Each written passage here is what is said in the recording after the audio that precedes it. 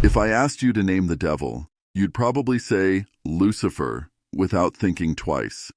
It's everywhere: movies, songs, TV shows. But here's the thing: that name appears exactly once in most English Bibles, in a single verse in Isaiah. And when you actually look at what that passage is talking about, it's not about the devil at all. It's about a dead king. So where did this connection come from? And why does everyone think Lucifer is Satan's proper name? I'm going to walk you through the actual text, trace how a Latin word became a name, and show you why this matters more than you'd think. Let's start with what the Bible actually says. The famous verse is Isaiah 14:12 in the King James Bible. "How art thou fallen from heaven, O Lucifer, son of the morning." Sounds dramatic, right? But here's what's happening in context. Isaiah 14 is a taunt song, a mocking poem directed at the king of Babylon who oppressed Israel. The chapter opens by naming him explicitly, the king of Babylon. Verse 4 says, "You will take up this taunt against the king of Babylon," and then the whole chapter unfolds as sarcasm. The king thought he was untouchable, that he'd ascend to the heavens and sit enthroned above the stars. Instead, he's dead, brought down to Sheol, the realm of the dead. Verse 12 in Hebrew doesn't say Lucifer. It says Helel ben Shahar, which means shining one, son of the dawn, or morning star, son of the dawn. It's a poetic metaphor comparing the king's fall to a bright star dropping from the sky at sunrise. Venus, the morning star, appears brilliant just before dawn, and then vanishes when the sun rises. That's the image. You were glorious, now you're gone. No demons, no cosmic rebellion, just a dead tyrant being mocked in poetry. So why do English Bibles say Lucifer? Because of translation history. When Jerome translated the Bible into Latin around 400 CE, he rendered Helel as Lucifer, a common Latin word meaning light-bearer or morning star. It wasn't a name, it was a description. In Latin literature, Lucifer referred to the planet Venus when it appeared before sunrise. Jerome was just translating the metaphor into Latin. For over 1,000 years, that was fine. Readers understood it as morning star. But then something shifted. The turning point was cultural, not textual. Early Christian writers like Origen and Tertullian had already started reading Isaiah 14 allegorically, connecting the king's fall to a larger cosmic story about Satan's rebellion. This wasn't based on Isaiah itself. It was based on other traditions, like the idea in Luke 10:18, where Jesus says, "I saw Satan fall like lightning from heaven," or Revelation 12's imagery of a dragon cast down.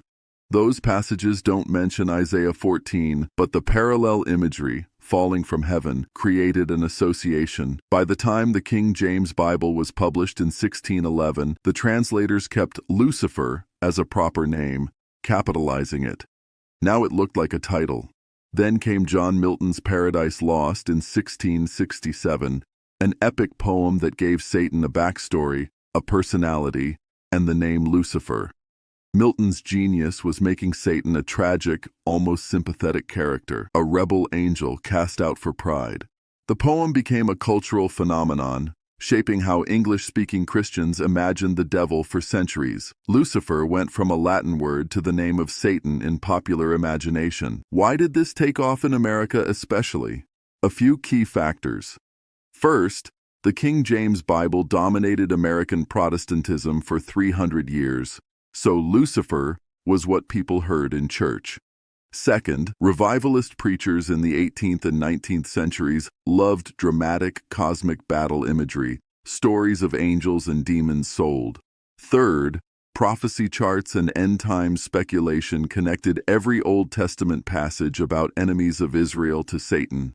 Isaiah 14, Ezekiel 28. Suddenly, every poetic description of a pagan king became a hidden description of the devil. Fourth, once Hollywood and pop culture picked it up, it became unstoppable. Lucifer sounds cooler than Satan. It's got gravitas, mystery, a hint of beauty corrupted.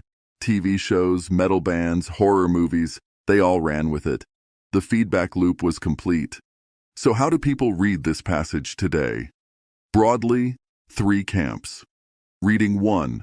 The straightforward historical literary approach. Isaiah 14 is about the king of Babylon, period. Hillel is a sarcastic metaphor, not a supernatural being. This is the dominant view in academic biblical studies, and among many modern translations, you'll see morning star or day star instead of Lucifer in the NIV, ESV, NRSV. Strength. It fits the immediate context and the grammar. Weakness. It doesn't account for how early Christians used the passage. Reading 2. The allegorical or dual reference view. The surface level is about Babylon's king, but the passage also describes Satan's fall. Proponents point to the language, "I will ascend to heaven. I will sit on the Mount of Assembly," as too grandiose for a mere human king. They see it as a prophetic glimpse behind the earthly tyrant to the spiritual force empowering him. Strength. It connects Isaiah 14 to New Testament imagery and church tradition. Weakness.